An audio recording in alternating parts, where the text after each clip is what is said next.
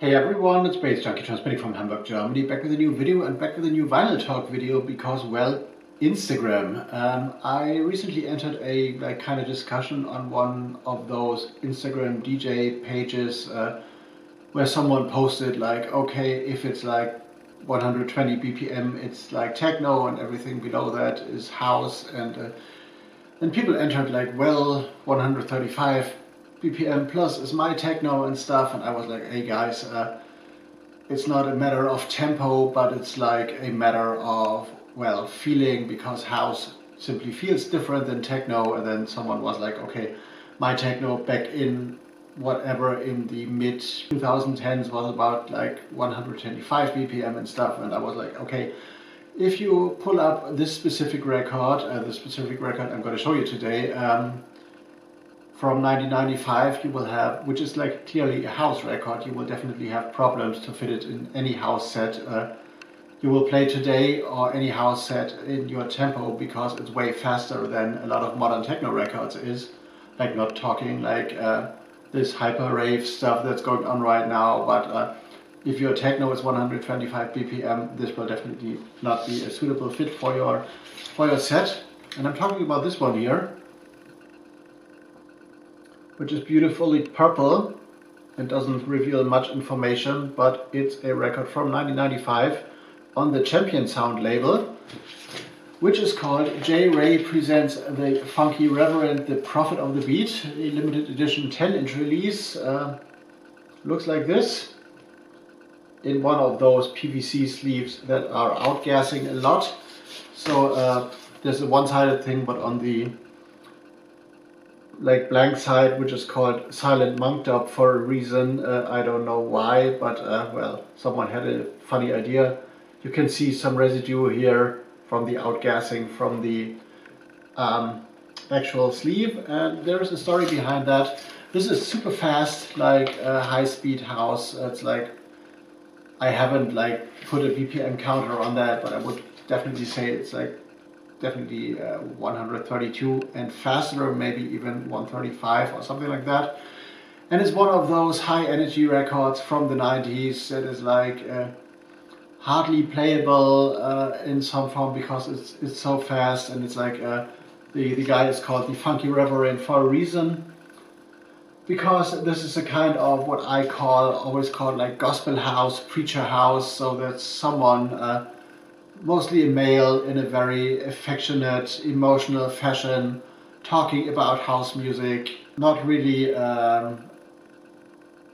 in the vein of, in the beginning there was house, in the beginning there was Jack, and Jack had a groove, you all know that kind of stuff, but that kind of feel and vibe that feels adjacent to Black Church mainly, like very emotional, and yeah, talking about, well, will you clap your hands and move along if my sisters raise her voice to the beat and stuff, and that kind of like sermon goes on and on over the course of the track. So that's a kind of style that is totally fell out of fashion for some reason, but was very popular in the 90s, and I always call it like preacher house, gospel house, and there's a lot of like emotional, like driving synth steps in there. There is like ecstatic female background singers and the whole shenanigans. I guess you know what I'm talking about. Kind of super interesting 10-inch, and yeah, this record has quite a story with me actually, because when I was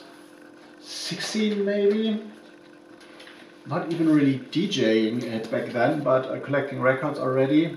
Maybe I just started to DJ. I skimmed through the ads of a local newspaper when I was in Hamburg at my father's place, because I didn't live in Hamburg at the time, but in like throughout the holidays I always went to town and stuff.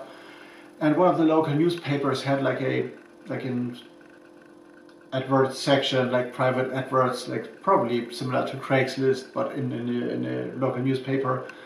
And there was a guy like selling records, like one record for 1 Deutschmark back in the day, I guess. So it was okay. I thought, well, electronic music could be a good deal. So I went to his place and spent about 80 or 100 euro, I guess. Maybe it was two Deutschmarks per record, but it was a very cheap comparable or in comparison to what records would cost at a record store. And it turned out that that guy was a DJ, and he was selling off his promos. He had doubles of promos he couldn't use, and I came back with like a big stack of stuff. And my mother at the time thought I was like crazy, but she thought that anyway. But that's a different story. And there was a lot of house music. There was a lot of there was some trip hop stuff. There was like Compost Records, Future Sound of Jazz, the first 1 or 2 cop issues in there, maybe the third one as well, like Masters at Work, that kind of good stuff, a lot of like high energy house of like unknown labels I really liked, and I kept like about half of that, and a while later I sold the other half of that to a friend who was like interested in that for the same price. I bought the whole stack, so I made like a zero-sum game, and I also sold this record to him.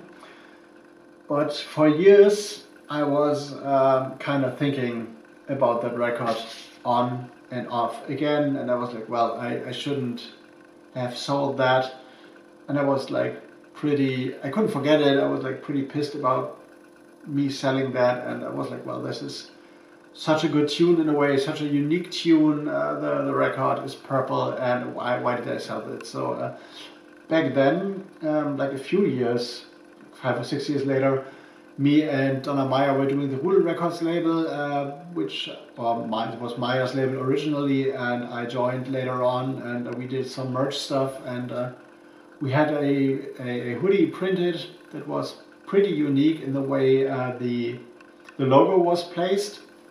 And I got in touch with that friend, which I had seen like on and off, and like we were in touch via Twitter, and we still are. So shout out to you know who you are. And I suggested a trade.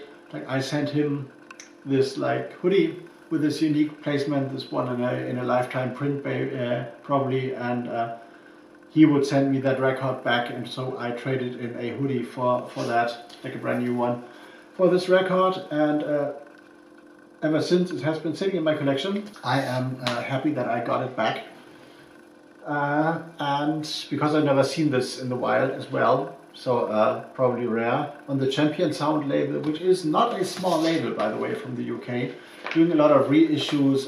They've done Race Break for Love, they've been like, I guess, Robin S. Show Me Love, they've been doing that. Race Break for Love has been reissued recently as well. A lot of like commercial clubhouse tunes have been coming out on the label, and they've been around forever, I guess. And yeah, this is a house record, definitely not suitable for being played out in like modern house music DJ sets, because it's way too fast, and you will have, even if you pitch it down by 6% or so, which will make the vocals sound weird, you will have like trouble fitting it in, and definitely in its overall sound quality and production, it's not suitable for today's music as well, because the production is kind of thin.